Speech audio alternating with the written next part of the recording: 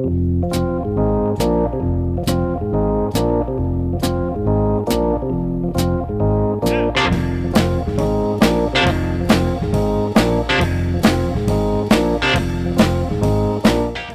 to the Two Blokes Chatting radio show on 94.7 The Pulse.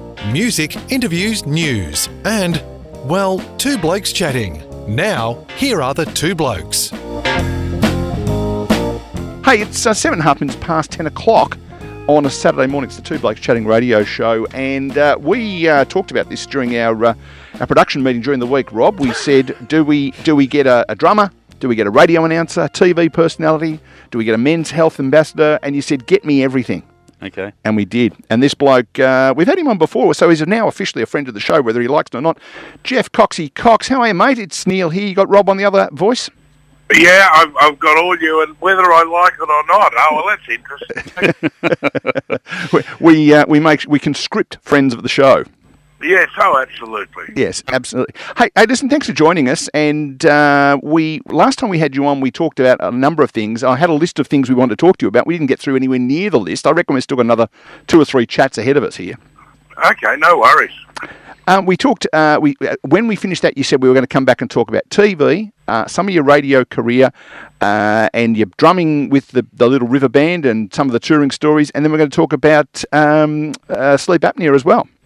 Yeah, whatever you want to talk about, I'm here. So, Coxie, let's start with the Little River Band one, because I recently watched with great delight Finding the Voice, the John Farnham doco story, and I don't know if you've seen it or not, but what came out of it, and a bit of a surprise, I knew that we spoke to Glenn Shorrock on this very show, and he spoke about those times, the back end of his Little River Band time, where it wasn't pleasant and he sort of had to get out. But it seemed like it was a pretty murky sort of organisation, despite the fact that it churned out some amazing music. Yeah, it was a very strange one, because when you're in a band, when you're in a covers band, you're not making money by doing albums and getting your songs on the albums. It becomes really a different kettle of fish when you know that if you get 3 songs on the album, then you're going to get royalties, and then you're going to make a lot more money. So it becomes really competitive. So it's a really, really different style of travelling and playing, and so it didn't bother me, because I was just over there filling in for Derek, who burnt himself, and he was only supposed to be away for about 6 to 8 weeks. But on the back of your hands, the skin there is the thinnest, or part of the skin is some of the thinnest skin on your body, and they just would not heal. So what turned out to be, 6 to 8 weeks, turned out to be nearly 12 months. So we went twice through Canada and 3 times through America, and the reaction of the band was just unbelievable. They were bigger than I think most people can even imagine.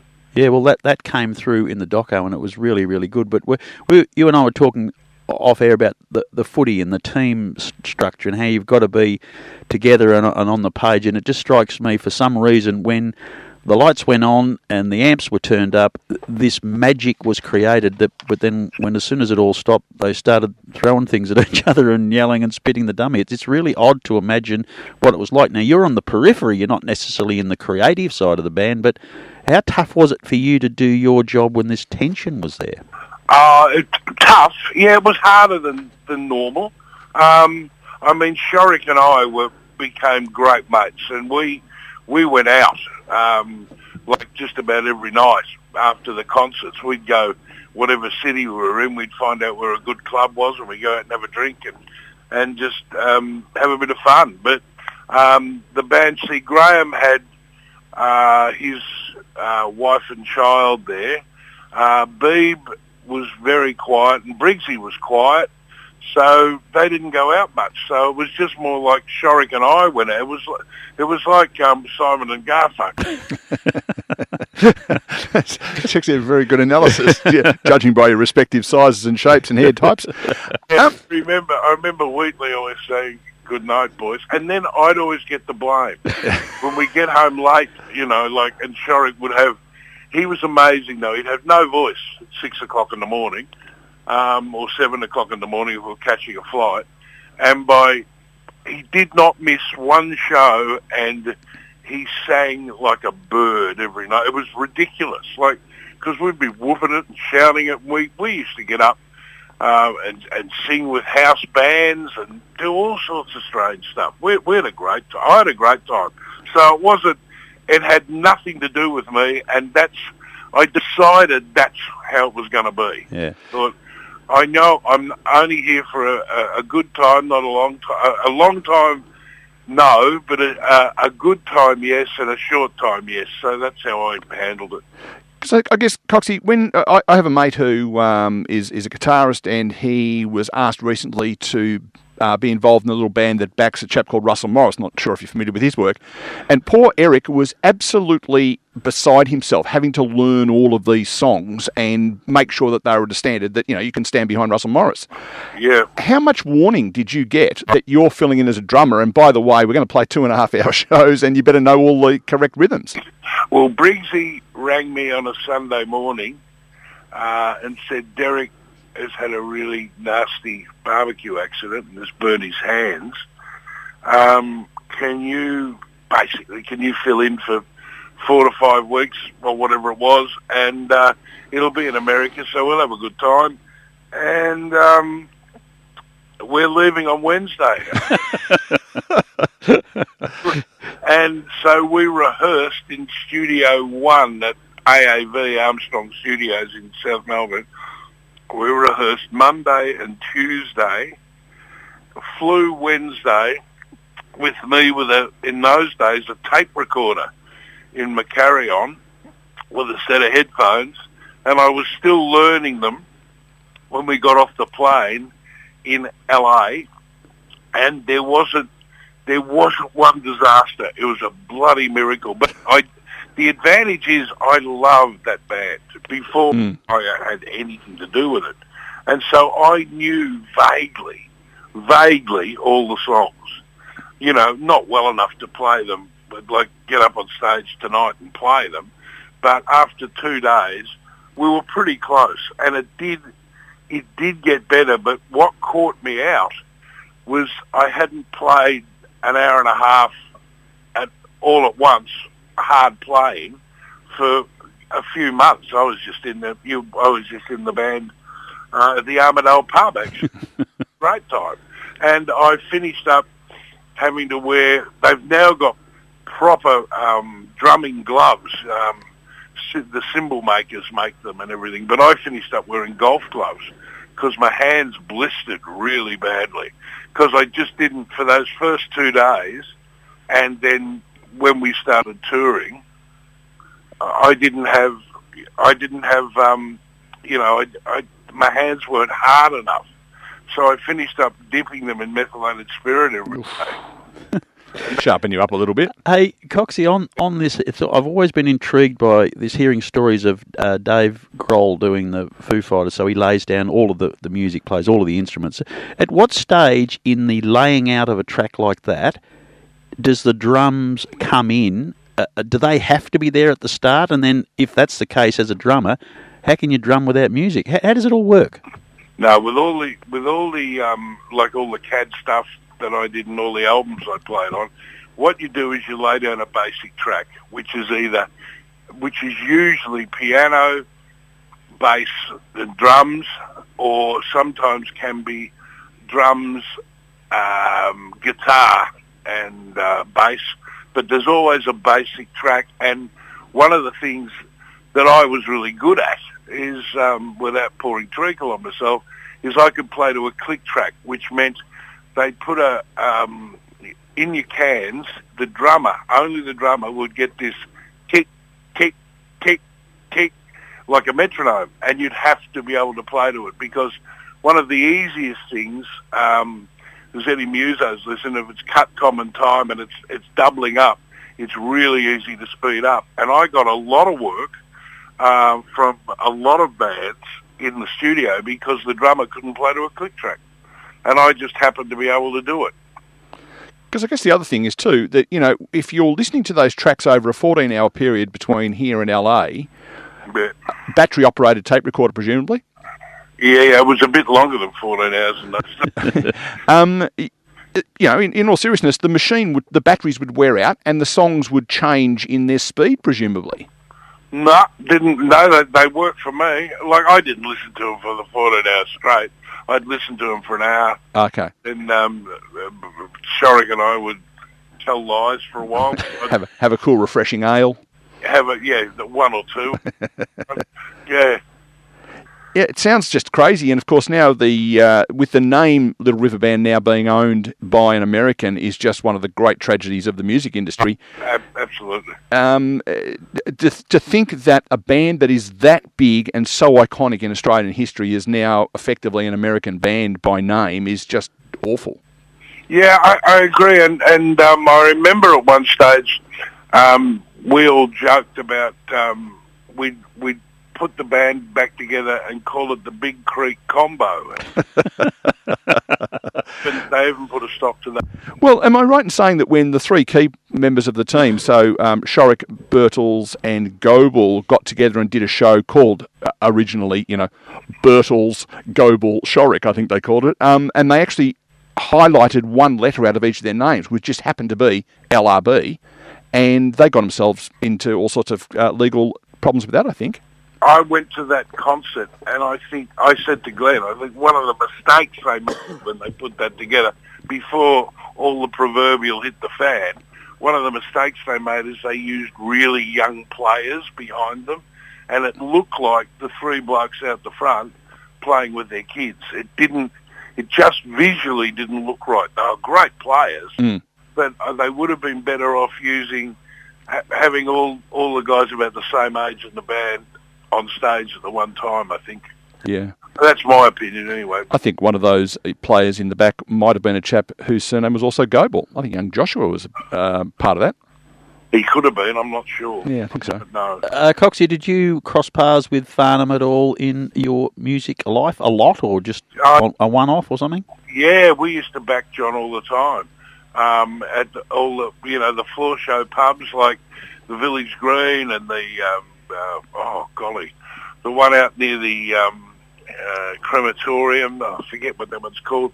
All those pubs, the Waltzing Matilda, and we because the piano player and I could both read when we started, we just played with charts. But in the finish, we just learnt them. But we had a lot of laughs. I can't tell you on air.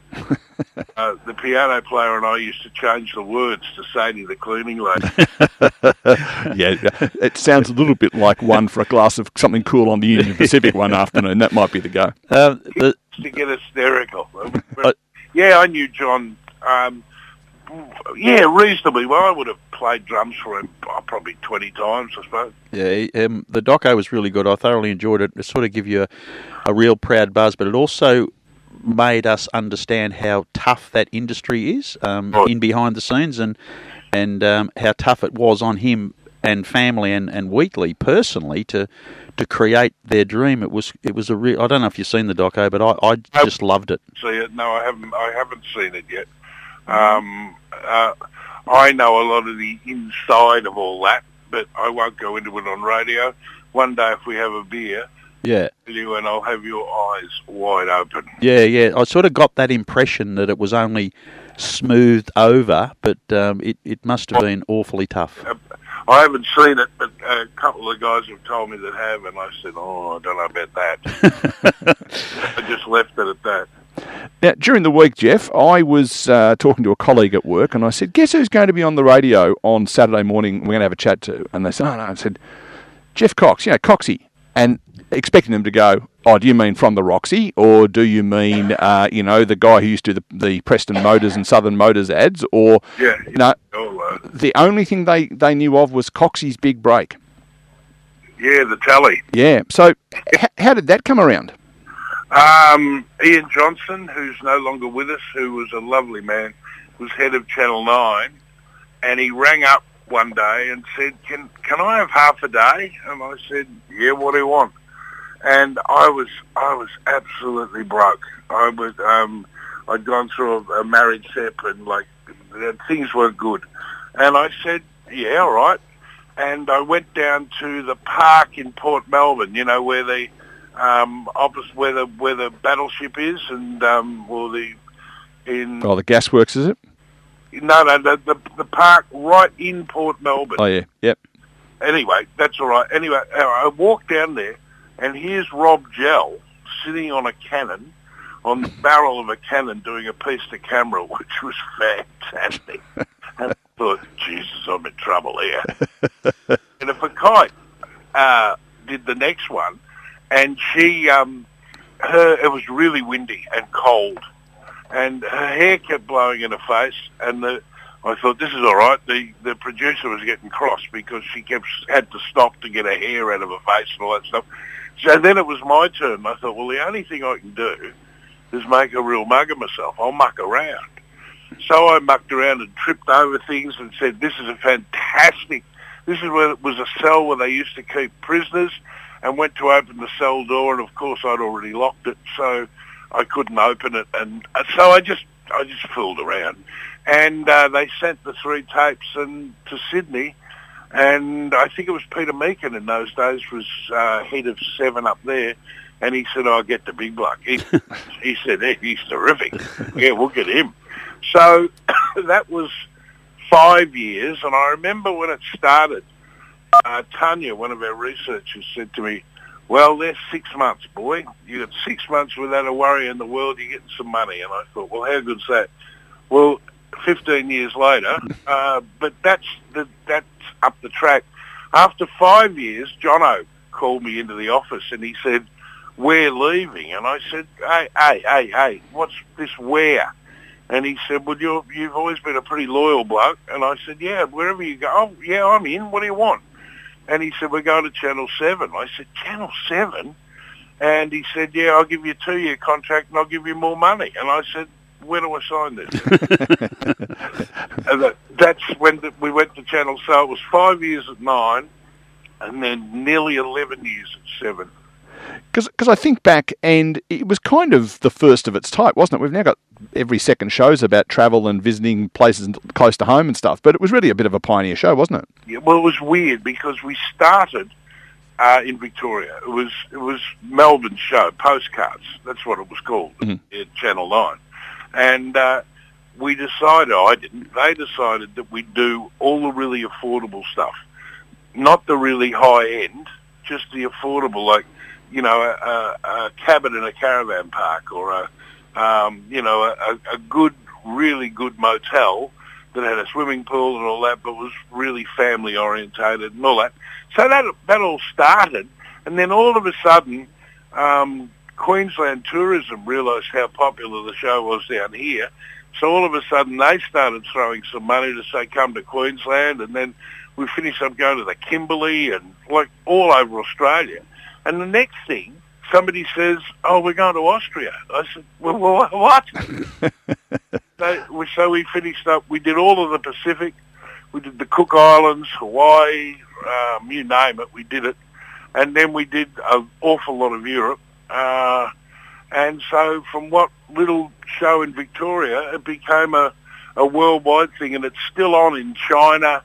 It's still on in, I know, I've just come back from Europe, and I was in Italy, and this bloke's come up and said, g'day, Coxie.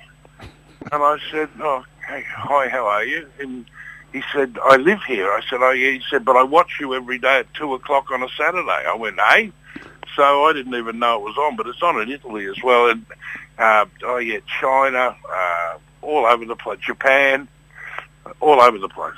Well, the first time I think I ever clapped eyes on you in reality as distinct from the TV was in Omeo. And I was there with my kids, and they're now 28, 29 and 32, and they were in their primary school age, so it's going back a long time. Yeah. And you were walking down the main street of Omeo trying to get the intro right. And I reckon you had about 5 goes at it. That'd be right. And the more times you did it, the more annoyed you got. And just as you cracked it, some bloke walked between you and the camera across the street. Mate, it used to happen all the time. I had a really long piece to do in China, and at the end of it, the bells went off from the church, which was perfect. And then all of a sudden, the producer said, "You got to do it again." And I said, "What for?" And he said, "It's not 7 hills, it's 8 hills." Somebody knocked off a hill without telling you. What's going on there?